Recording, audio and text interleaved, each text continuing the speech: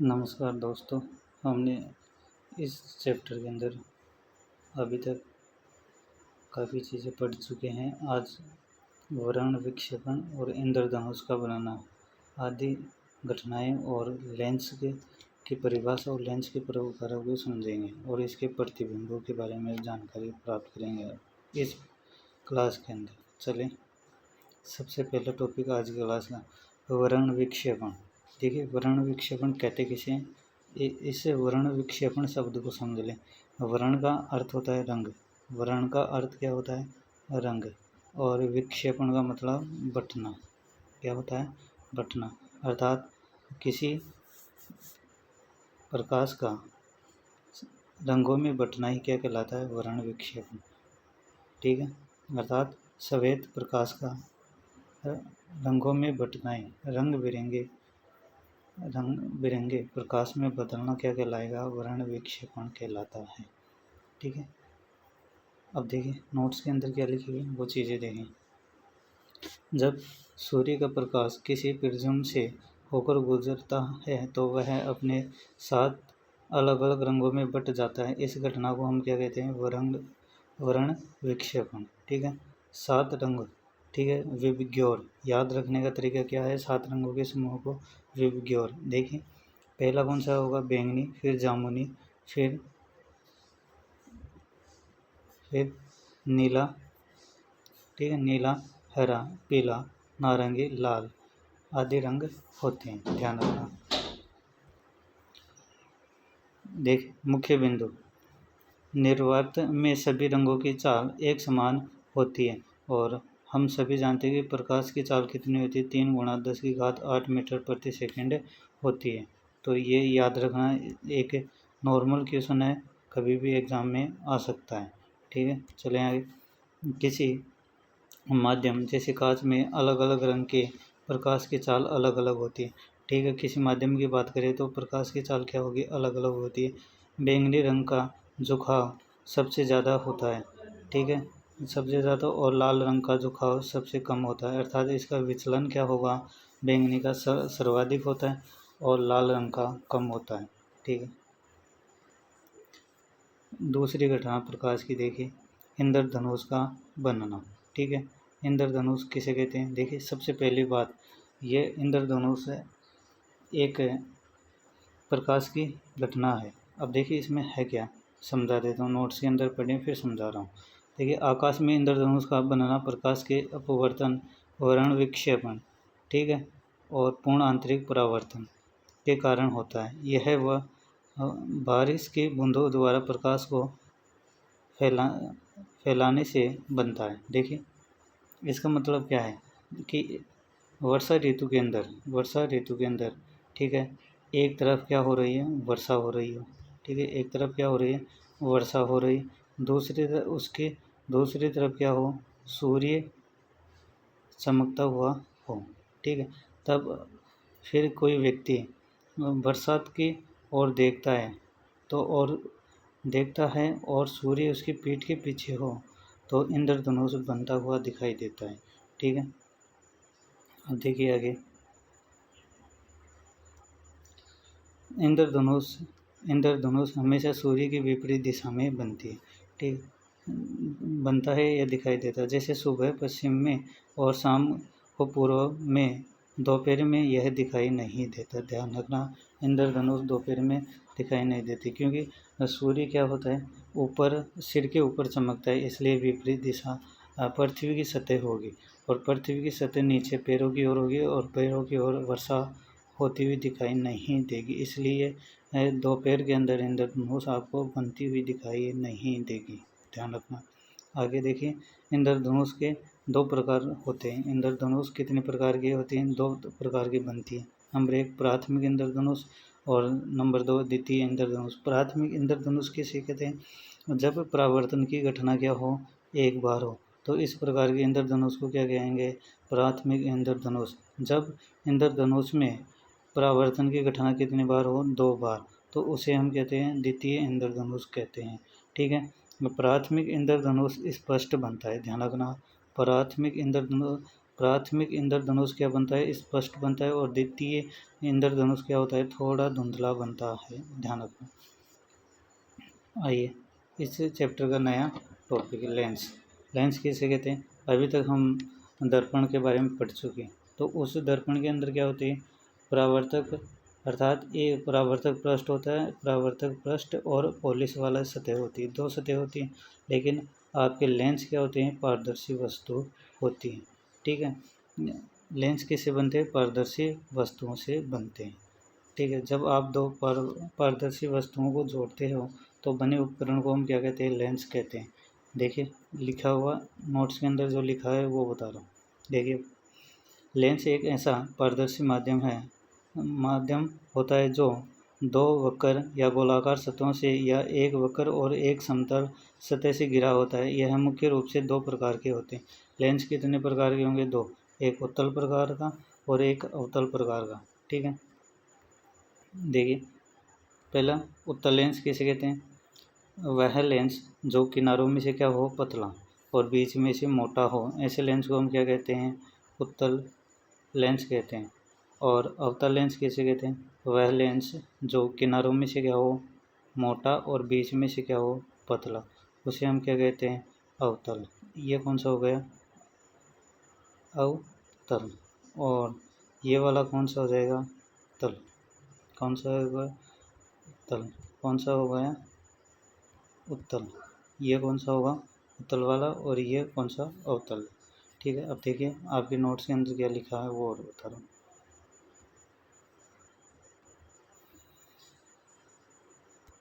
देखिए उत्तल लेंस, पहला यह है किनारों में पतला और बीच में क्या होता है, मोटा। देखिए अभी बनाया था वही। कार्य, यह अपने से गुजरने वाली प्रकाश किरणों को एक बिंदु पर इकट्ठा कर लेता है, इसलिए इसे क्या कहते हैं, अभिसारी लेंस भी कहते हैं। ठीक है, दूसरा देखिए अवतल लेंस, यह किनारों पर मोटा और बीच में क्या होता है, पतला। देखिए ये वाला डायग्राम है। कार्य, यह प्रकाश किरणों को फैला देता है, इसलिए इसे कहते हैं अपसारी लेंस कहते हैं। ध्यान रखना। आगे आई लेंस से जुड़ी हुई कुछ परिभाषाएं हैं, उनको याद रखना। वक्रता केंद्र किसे कहते हैं, लेंस की गोलाकार सतह जिससे बड़े खोखले गोले का भाग होता है, उस खोखले गोले के केंद्र को हम क्या कहते हैं, वक्रता केंद्र। ठीक है, वक्रता केंद्र कितने होते हैं, लेंस में वक्रता केंद्र कितने होंगे, दो, जिसे हम C1 और C2 नाम दिया जाता है। ठीक है, जो वस्तु की ओर होगा उसे C1 और प्रतिबिंब की ओर होता है उसे C2 नाम देते हैं। अब देखिए मुख्य अक्ष, दो वक्रता केंद्र C1 और C2 को मिलाने वाली सीधी काल्पनिक रेखा को क्या कहते हैं। देखिए यहाँ पर क्या हो गया, देखिए डायग्राम बना रहा हूँ।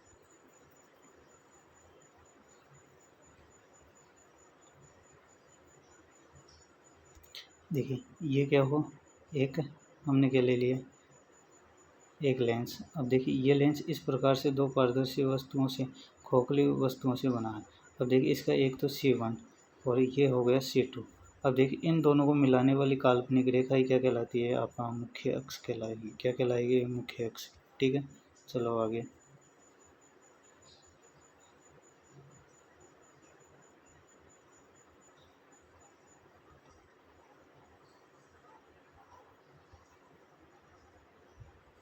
देखिए प्रकाशी केंद्र, यह लेंस के ठीक बीच का बिंदु होता है। इसे खासियत यह है कि यहाँ से गुजरने वाली प्रकाश की किरण बिना मुड़े, अर्थात बिना विचलन के सीधे निकल जाती है, आर पार निकल जाती है।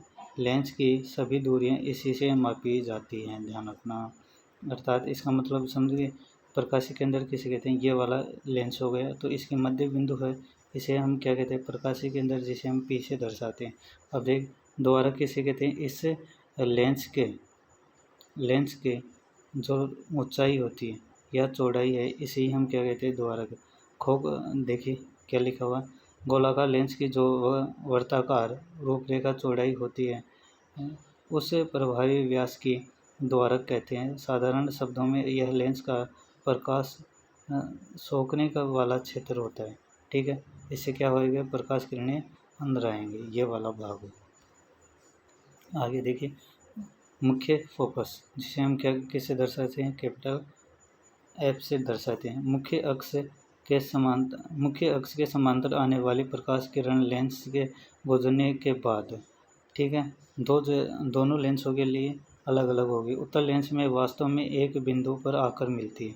जो आपका ये वाला लेंस होगा, ठीक है, इसमें तो वास्तव में कोई प्रकाश किरण यहाँ से इस प्रकार से आएगी और अपवर्तन के बाद में इस प्रकार से होकर मिलेगी, तो ये वास्तव में मिलती है। लेकिन आपका अवतल लेंस में क्या होगा, ये इसका विपरीत होता है। इस प्रकार से प्रकाश किरण आई और ये इस प्रकार से निकलेंगी और ये हमारे को क्या होती है, मिलती हुई प्रतीत होती है। ठीक है, सॉरी, यहाँ से नहीं, देखिए एक मिनट, ये यहाँ से जाएगी, ये वाली यहाँ से चली जाएगी। अब फिर ये इनको पीछे डैश डैश करके मिलाएंगे तो ये यहाँ पर आपको मिलती हुई दिखाई देंगी। ये काल्पनिक है, किसमें, अवतल लेंस में। तो याद रखना, क्या लिखोगे, याद रखोगे, एक अवतल लेंस में एक बिंदु से फैलती हुई महसूस प्रतीत होती है। इस बिंदु को हम क्या कहते हैं, मुख्य फोकस कहते हैं। क्या कहते हैं, मुख्य फोकस। इसे क्या कहते हैं, एफ से दर्शाते हैं। इसको भी हम किससे दर्शाएंगे, एस, एफ से, कैपिटल एफ से। इसे ही हम क्या कहते हैं, मुख्य फोकस। और पी, यहाँ पर पी क्या है, प्रकाशी केंद्र, और एफ के मध्य की दूरी को हम क्या कहते हैं, फोकस दूरी। याद रखना, ठीक है। चलें आगे। अब देखिए, गोलीय लेंस से अपवर्तन के नियम, ठीक है। गोलीय लेंस से अपवर्तन किस प्रकार से होते हैं, इसके दो नियम हैं। देखिए, नियम एक, जो प्रकाश किरण मुख्य अक्ष के समांतर आती है वह लेंस से निकलने के बाद फोकस बिंदु से होकर जाती है। देखो ये वाले अभी बताया। देखिए, अब इस मुख्य अक्ष के समांतर कोई प्रकाश किरण आ रही, अब ये अपवर्तन के बाद यहाँ से इस प्रकार से निकलेंगे। पहला नियम कंप्लीट। अब देखिए दूसरा नियम में क्या कह रहा है, जो किरण सीधे फोकस से होकर लेंस पर गिरती है वह लेंस से निकलने के बाद क्या हो, मुख्य अक्ष के समांतर हो जाती है। देखिए इसका अर्थ क्या है,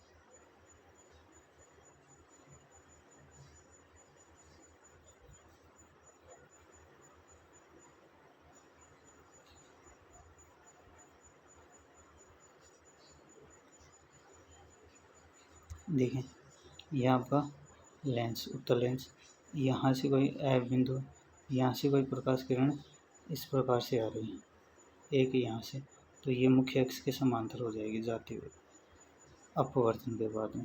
यह है इसका कहने का, ठीक है। चलो आगे से देखिए। अब देखिए, उत्तल लेंस से बिंब की विभिन्न स्थितियों से प्रतिबिंब बनने के विवरण, अर्थात उत्तल लेंस से किस प्रकार के प्रतिबिंब बनते हैं। सबसे पहले कौन सी, देखिए 6 स्थिति हैं उत्तल लेंस के लिए। कितनी, 6 स्थिति है। और जो हम पहले हम पढ़ चुके, किसके लिए, अवतल दर्पण के लिए, उसी के समान सब कुछ यहाँ पर है, ठीक है। जो आपको उत्तल लेंस और अवतल दर्पण दोनों समान हैं, इनके प्रतिबिंब बनने की स्थितियाँ, ठीक है। याद रखना, अगर आपको अवतल दर्पण आता है और उत्तल लेंस कंप्लीट हो जाएगा सब, तो उसको याद करने की आवश्यकता नहीं पड़ेगी। देखिए इसमें क्या लिखा हुआ, पहली स्थिति देखिए, कहाँ पर वस्तु रखी गई और क्या है। देखिए जब वस्तु कहाँ पर हो, अनंत पर। जब वस्तु कहाँ पर रखी जाती है, अनंत पर, तो प्रतिबिंब कहाँ पर बनेगा, फोकस F2। फोकस बिंदु कौन सी है, 2 नंबर वाली, 2 नंबर के प्रतिबिंब की ओर बनती है उस, और प्रतिबिंब कैसा होगा, वास्तविक होगा, उल्टा बनेगा और बिंदुवत, ठीक है। पहली स्थिति, फिर समझा। देखिए पहली स्थिति के अंदर क्या बता रहा है, इस प्रकार। देखिए ये क्या हो गया आपका उत्तल लेंस। अब देखिए यहाँ पर आपका मुख्य अक्ष, अब यहाँ से कोई, ये कौन सी बिंदु हो गई, अनंत, यहाँ से कोई वस्तु रखी गई है, यहाँ से प्रकाश किरण इस मुख्य अक्ष के समांतर रह रही, फिर यहाँ से F1 2 आएगा और ये F1 होगा, ठीक है। यहाँ से F2 से इस प्रकार से जाएगी, अपवर्तन के बाद यहाँ पर बनेगा कौन सा, जब वस्तु कहाँ पर रखी हो, अनंत पर, और तो प्रतिबिंब F2 पर बनेगा और कैसा होगा, वास्तविक होगा और उल्टा होता है और बिंदुवत बनता है, ठीक है। चलें आगे।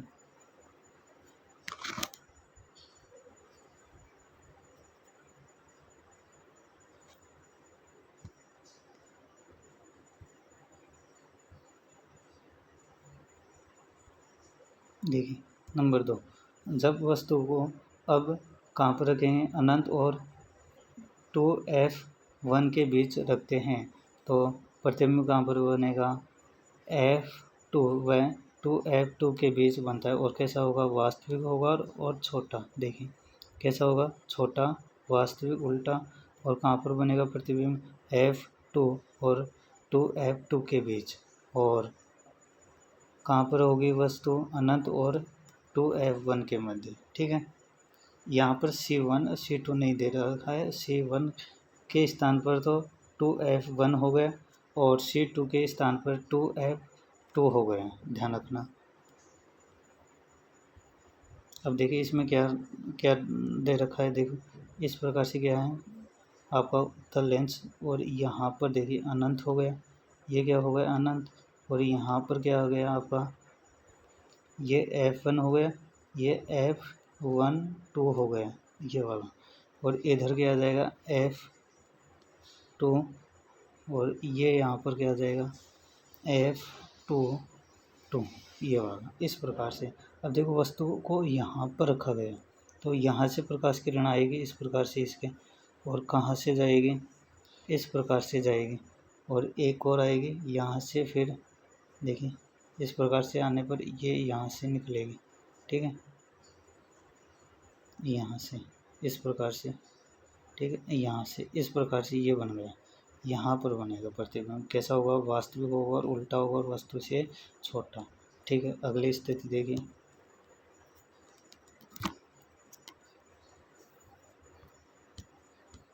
नंबर 3, देखिए जब वस्तु कहाँ पर रखी हो, 2f पर, ठीक है, 2f1 पर रखी हो तो प्रतिबिंब कहाँ पर बनेगा, 2f2 पर बनता है, कैसा होगा, वास्तविक होगा और वस्तु के बराबर होता है, ध्यान रखना, कैसा होगा, वस्तु के बराबर। चौथी स्थिति के 2f1 व f1 के बीच रखी हो, ठीक है, तो प्रतिबिंब कहाँ पर रहेगा, 2f2 व अनंत के मध्य बनता है और कैसा होगा, वास्तविक होगा, उल्टा होगा, बिंब से बड़ा होगा। अब अगले लास्ट 5 सेकंड लास्ट देखिए, f1 पर हो तो अनंत पर बनेगा, वास्तविक होगा, उल्टा होगा, अत्यधिक आवर्धित अर्थात अत्यधिक बड़ा। जब वस्तु f व प्रकाशी केंद्र का मतलब p, f1 और p के मध्य रखी हो तो लेंस के उसी तरफ बिंब की ओर बनेगा, अर्थात जहाँ पर आप वस्तु रख रहे हो उस तरफ क्या बनेगा, प्रतिबिंब बनेगा, और कैसा होगा, वास्तविक न होकर उसके स्थान पर क्या होगा, आभासी होगा और सीधा होगा और बिंब से क्या होगा, बड़ा होता है।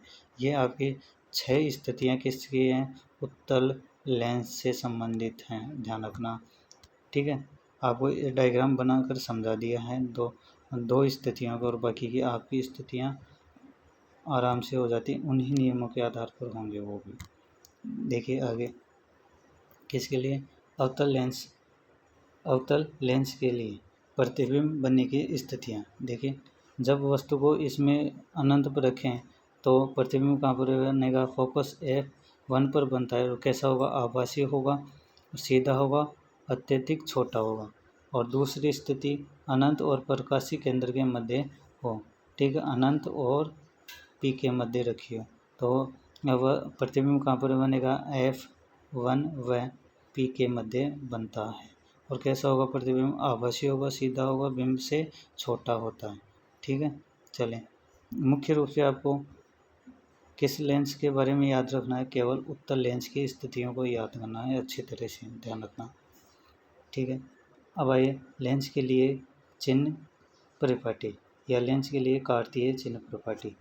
ठीक, देखिए इसमें है क्या, जो लेंस में पढ़े हैं लगभग वही नियम है, यहाँ पर कुछ संशोधन थोड़ा बहुत अधिक है और कुछ भी नहीं है, और बाकी के वो नियम काम में आते हैं।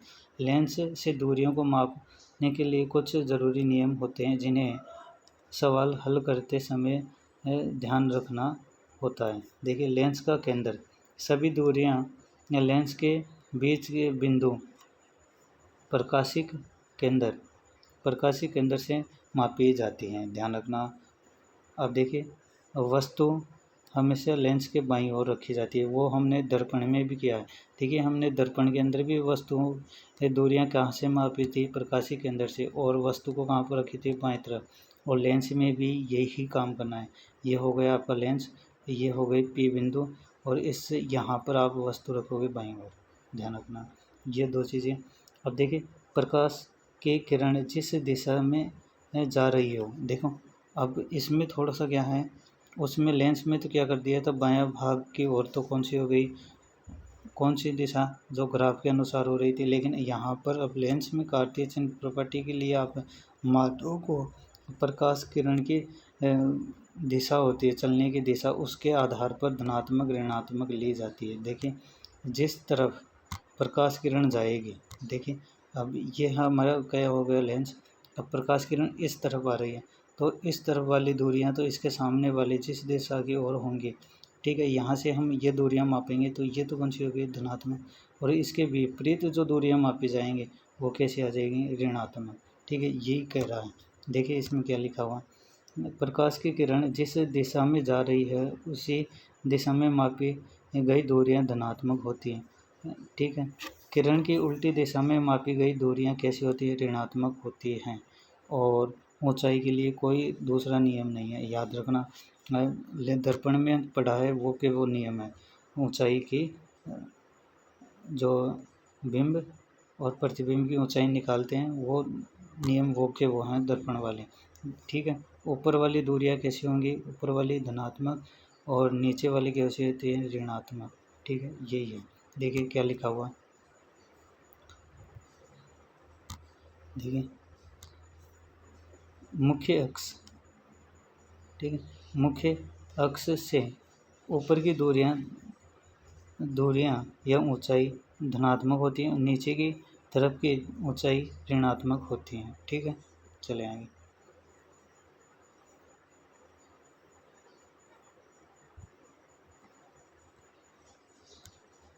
अब देखिए आगे, शॉर्टकट याद रखें, उत्तल लेंस की फोकस दूरी हमेशा धनात्मक होती है। किसके लिए, उत्तल लेंस होगा, उत्तल लेंस के लिए फोकस दूरी कैसी होती है, हमेशा धनात्मक होती है। और अवतल लेंस के लिए फोकस दूरी कैसी होती है, ऋणात्मक। ठीक है, किस दर्पण के लिए, इस दर्पण के लिए तो फोकस दूरी कैसी होती है, धनात्मक, याद रखना। इसमें याद करने की आवश्यकता है।